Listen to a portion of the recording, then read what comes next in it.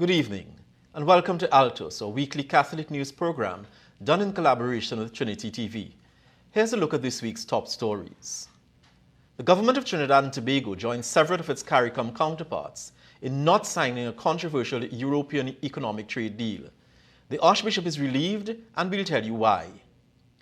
As we prepare to commemorate World Day for the Poor on Sunday, we continue a series on Catholic organizations dedicated to helping the poor. Hear how the Society of St. Vincent de Paul is faring. President Christine Kangaloo praises the new inductees to the St. Joseph's Convent Hall of Excellence. And later on, we chat with Leela Ramdeen, consultant with the Catholic Commission for Social Justice, on that controversial EU economic agreement. But here's our top story. Trinidad and Tobago is among 9 Caribbean countries that this week refused to sign a new European Union treaty that will govern relationships between the EU and 79 African, Caribbean, and Pacific nations. Foreign Affairs Minister Dr. Amory Brown told Altos on Tuesday that this country was not in a position to sign the agreement at this time. The Samoa Agreement is the successor to the Cotonou Agreement, which was signed in the year 2000. But 35 of the 79 ACP states refused to sign the new treaty at a ceremony held on Wednesday in Apia, Samoa. Among them, 9 Caribbean states, 20 African countries, and 6 in the Pacific. Archbishop Charles Jason Gordon says he is relieved Trinidad and Tobago did not sign the Samoa Agreement. Laura Pickford-Gordon has more in this story. The agreement is the new legal framework for relations between the EU and 79 countries, including 16 Caribbean.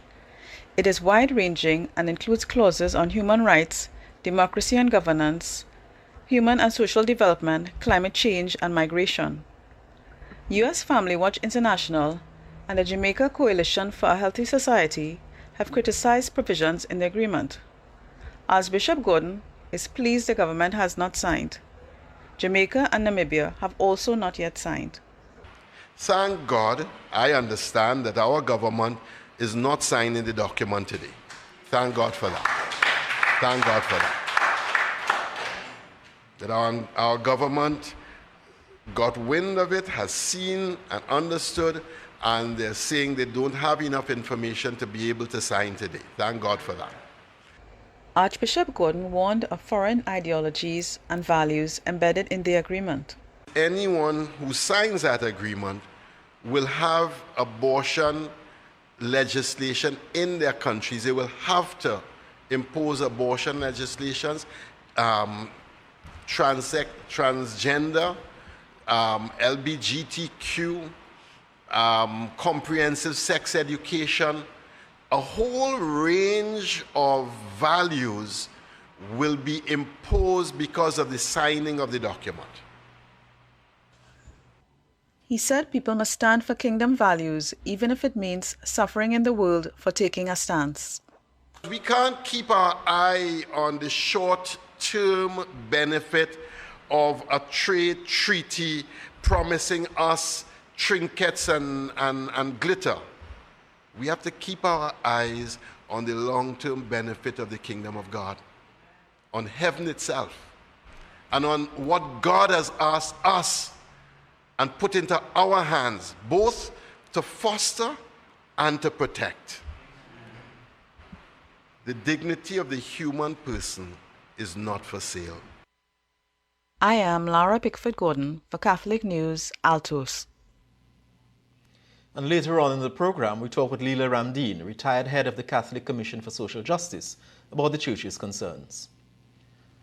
Do not look away from the poor. A Bible passage from Tobit verses 4 and 7 is the theme of the 2023 World Day for the Poor, which will be observed on Sunday. Here's more from Rome Reports. This weekend marks the 7th annual World Day of the Poor. It is an initiative started by Pope Francis that encourages all to go forth to encounter poverty, a topic he has often spoken about. Les pido perdón todas las veces que los cristianos, delante de una persona pobre o de una situación pobre, miramos para otro lado. Perdón. At 10 a.m. on Sunday, November 19th, Pope Francis will preside over a Eucharistic celebration in St. Peter's Basilica. Directly after the celebration and following tradition from past years, he will attend a lunch with the poor in Paul VI Audience Hall. In his 2023 message, Pope Francis stressed the importance of everyone's active involvement in alleviating the plight of the poor.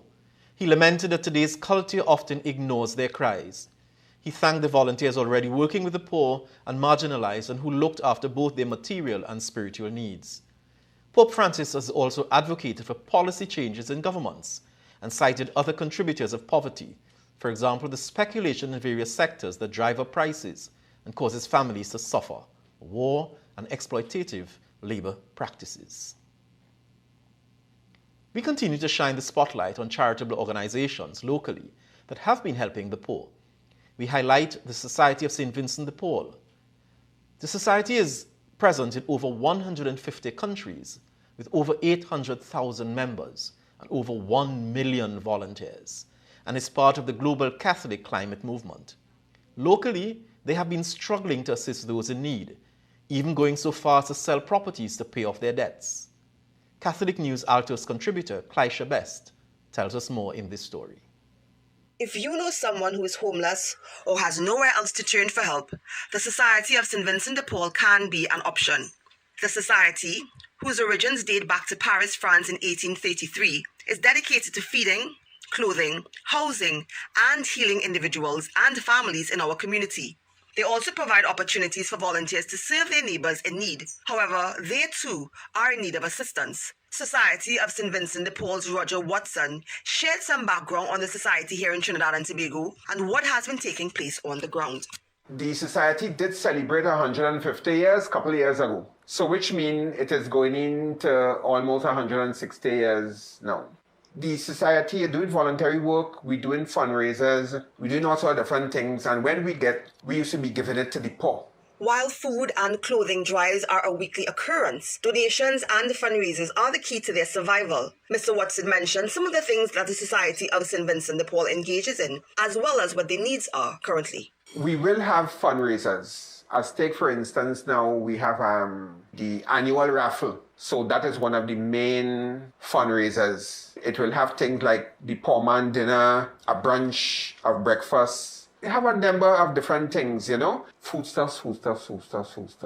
Essential things, flour, rice, oil, all the essential things, because we can't compel people to bring this, to bring that, all these other different things. Whatever they bring, we're thankful. The Society of St. Vincent de Paul has been a saving grace to many homeless in our society. Martin Gray, who lived on the streets for several years, told us how the society helped him. You get 3 square meals. If you don't have any clothes, you can come here and get your clothes. I came and get an opportunity to get a job. He helps in this, and that helped me greatly. Many homeless people have a drug problem. So the first thing I gotta do is get them off the drugs. The Roman Catholic Church in Trinidad and Tobago is hoping to build a bridge between residents of Sealots and the rest of the country by offering the community new hope towards building their skills and improving their quality of life. In an effort to make this a reality, there will be a special collection for the refurbishment of the Sealots Vocational School at Masses and Services held on the weekend of Saturday, November 25th and Sunday, November 26th. That's the weekend the church celebrates the Feast of Christ the King. Catholic News Altos spoke with Jenny Lee of Archbishop's Appeal about this project. The refurbishment of a vocational school in Sealots is being undertaken by the Roman Catholic Archdiocese of Port of Spain in collaboration with the Eternal Light community.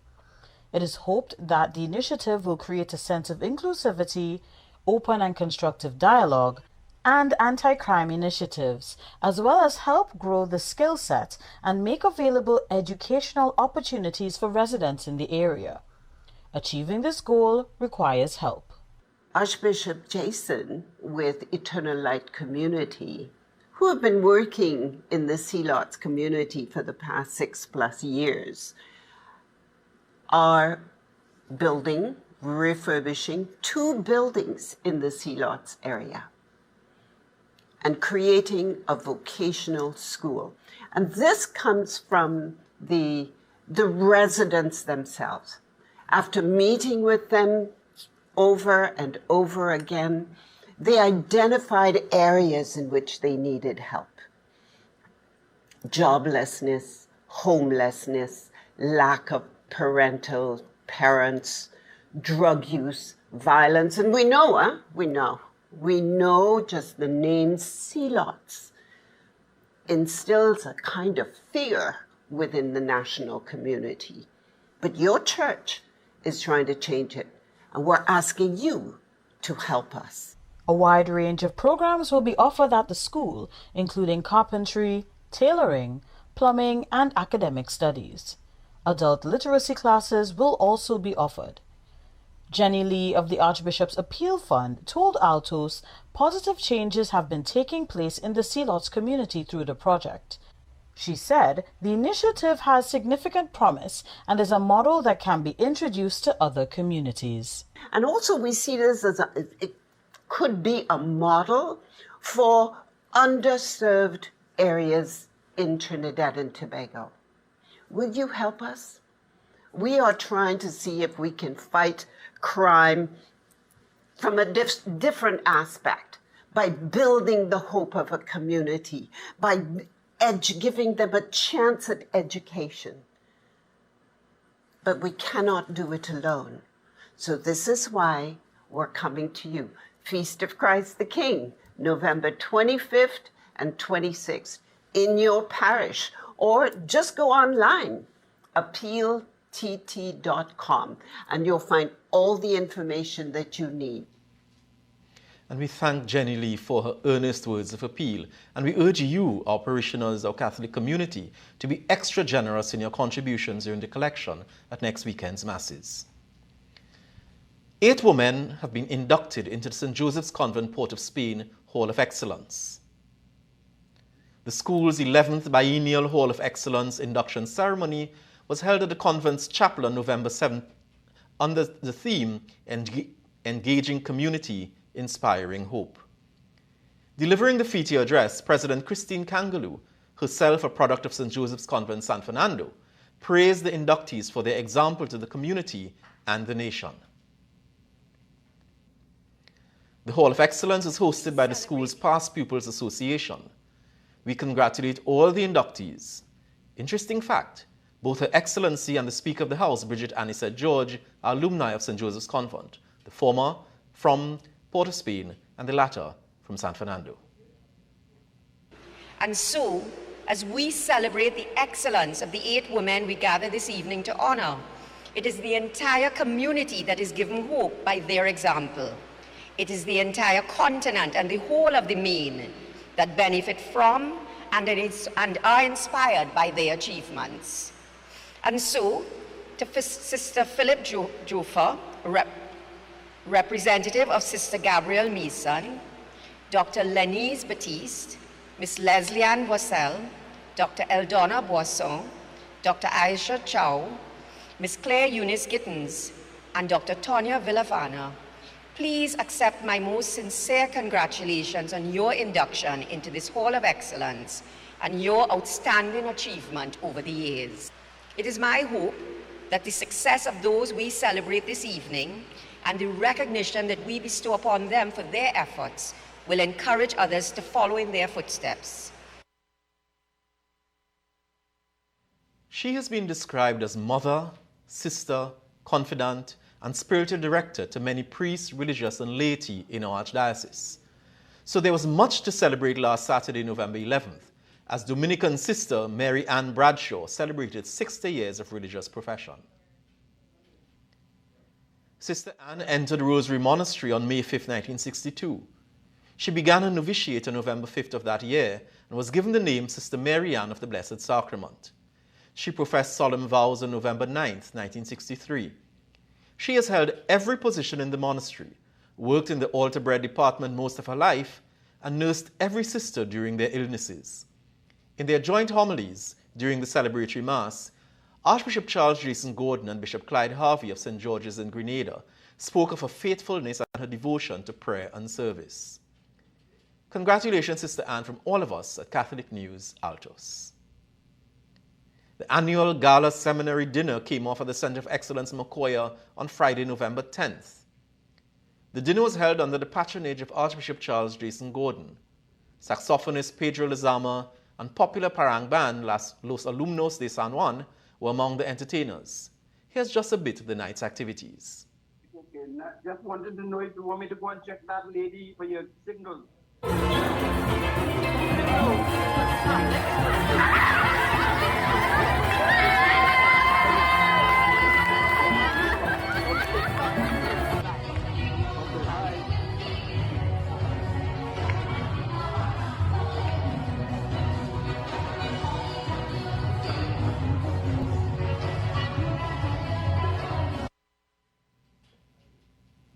The dinner is the major fundraising event for the Seminary of St. John Vianney and the Uganda Martyrs, which is celebrating its 80th anniversary this year. You can continue supporting our seminarians by purchasing one or more of the handy branded 80th anniversary tote bags. Financial contributions can also be made directly to the seminary. It's now time for us to take a short break, and when we return, we speak via Zoom with Leela Ramdeen, consultant with the Catholic Commission for Social Justice, about the controversial EU partnership agreement. Stay with us. But until then, see if you can answer a simple trivia question.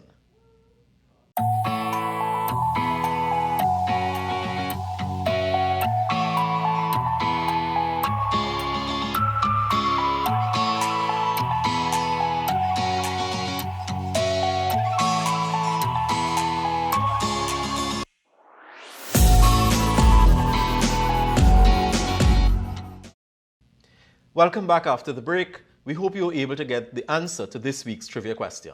Leela Ramdeen has long been a proponent of social justice and equality. Until recently, she served as the chair of the Catholic Commission for Social Justice. Now retired, she serves in an advisory capacity. Altos is able to pin her down to discuss the latest developments in the post-Cotonou agreement. Leela, welcome to Altos. Welcome to the set. It's so great to have you. Good evening. Thank you, Neil. Good to be here. Great. Let's dive into it. Archbishop Jason Gordon has expressed relief at the government's decision to not sign, now the Samoa agreement. Yes. Why is that refusal to sign an economic agreement so important to the church? Okay.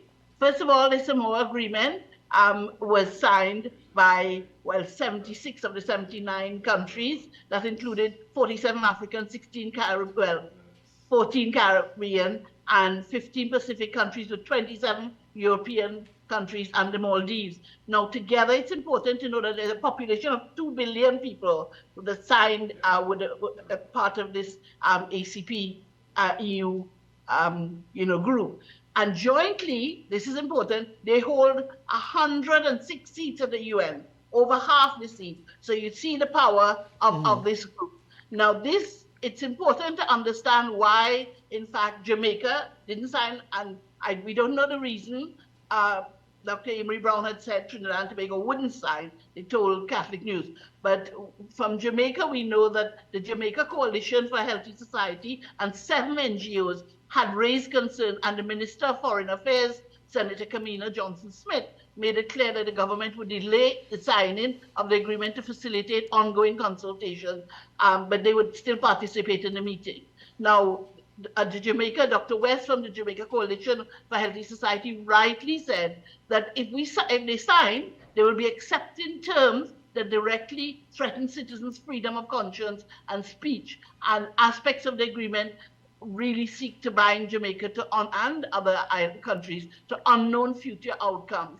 Namibia also was concerned, and they had notified the EU about the absence of a glossary of terms or a definition section within the agreement, which is crucial to ensuring a shared understanding of the terms. And Article 36.2, which to us is really important in the Caribbean. Article 36.2 of the agreement requires Caribbean states and others to implement sexual and reproductive health and rights.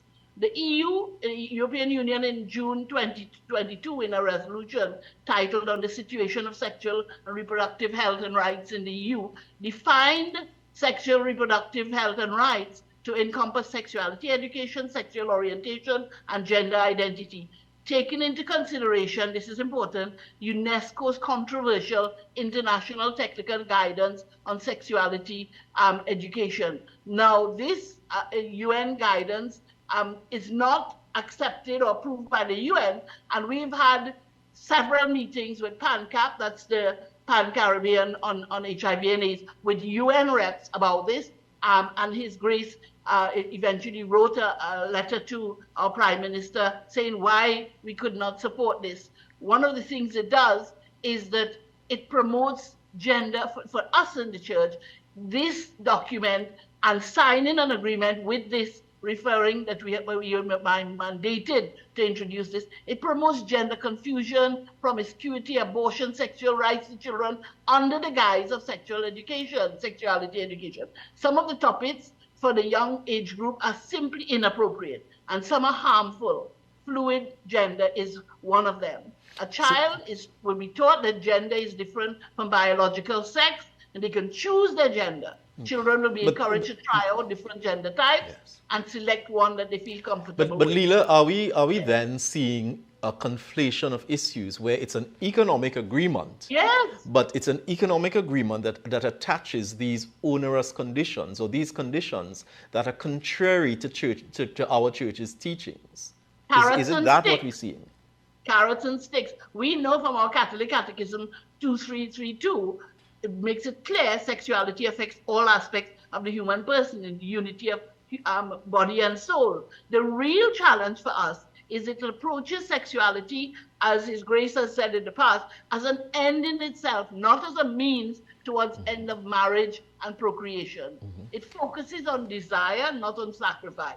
It excites the curiosity and appetite of the young, does not offer them a path to discipline. And we know in 1995, the Pontifical Council for the Family produced guidelines for education within the family.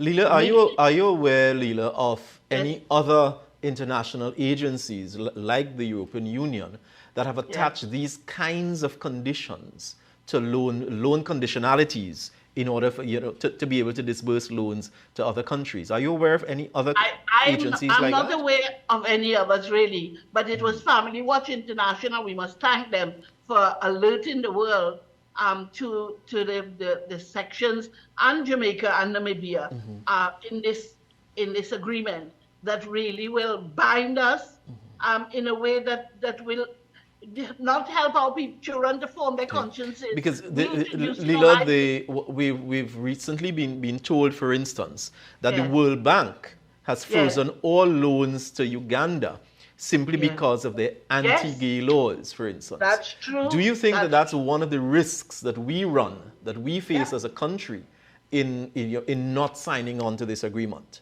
Yes. And in fact, when we've had, His Grace had set up a little group of us from different commissions to look at the issues from that technical guidance. And one of the things that happened is because we had meetings with the PANCAP UN rep, in the end, I suppose he got so fed up with us rejecting the guidance that he said they're taking it to CARICOM. So the fear we have is, and this is why the AEC bishops need to make sure in all our countries in which they're bishops, that they make it clear to their governments that they should not be signing documents such as this. But Leela, there's a common thread I see running through all the countries that have refused to sign. So the 9 Caribbean countries, the 20 African countries, and the 6 Pacific states have all been former colonial territories. Yes. Is the new this form of colonialization? Precisely. Is this then the new form of colonialization? That in order for you to get our money, you must satisfy these conditions, which are contrary to our church's teachings. And in fact, it's an insult to the hearts and minds of us Caribbean people and all the other countries that are involved. It's an insult to us. And it really is a form of oppression. Leela, the average Catholic, people looking at us tonight, people looking at the program, the average Catholic doesn't know anything about this. No. How does the Catholic, Commission for Social Justice, how do we as church, how do we increase the awareness of things like this, which impact so much on what we believe as Catholics? I think what is important for us is not only to highlight the dangers, but to highlight what our church is telling us. That document 1995 Pontifical Council Family produced the guidelines they produced entitled The Truth and the Meaning of Human Sexuality. And here are two extracts. It says human sexuality is a sacred mystery and must be presented according to the doctrinal and moral teaching of the church. And it says parents must be aware of their rights and duties, particularly in the face of a state or a school that tends to take up the initiative in the area of sex education, or which carry out programs of sex education by taking the place of the family. The importance of these two statements from our guidelines in the church is that this agreement takes away control the rights of parents. The rights of parents. In fact, it makes it clear you don't have to involve parents at all, if you're educating children about sexuality. And Leela, we all understand the tremendous role of the household as the domestic church, and the parents as raising their children. Educators, yes, first educators of their children. Leela, Leela, unfortunately, that's where we have to leave it for today. We thank you very much for chatting with us, and I'm sure we'll get back to you on another occasion to discuss other topics of Catholic social justice. Thank you so much, Neil. Not a problem. Bye-bye. Bye-bye. Altos, from the Latin altus, meaning high. Every Friday night, we feature the top news items hot off the press.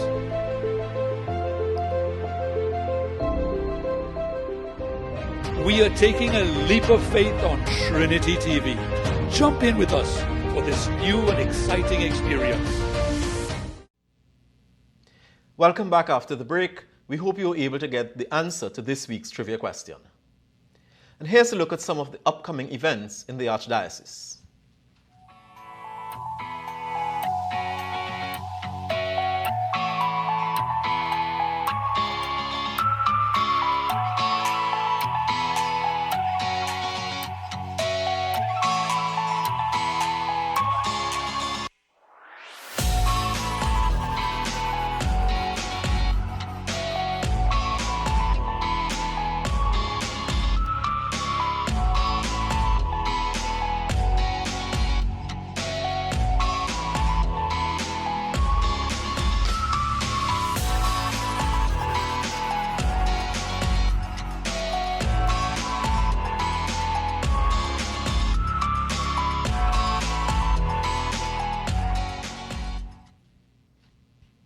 And here's a sneak peek at what's inside this week's edition of the Catholic News with Associate Editor Simone de Lochan. In the November 19th issue of the Catholic News, read our lead story on the social implications of the Samoa Treaty and the beautiful tribute to Sister Anne on her 60th anniversary of religious profession. I am Simone de Lochan, Associate Editor of the Catholic News. And remember, you can also get a copy of your Catholic News at all Superfarm pharmacies and Massy stores. While you are there, pick up an extra copy and share with someone. And remember as well, you can catch a repeat of this program at 3 p.m. on Sundays or right here on Trinity TV. As we close, we leave you with some clips from the Novice 5 concert hosted by the parish of St. Philip and James in Chaguanas on November 5th. Have a wonderful week, everyone.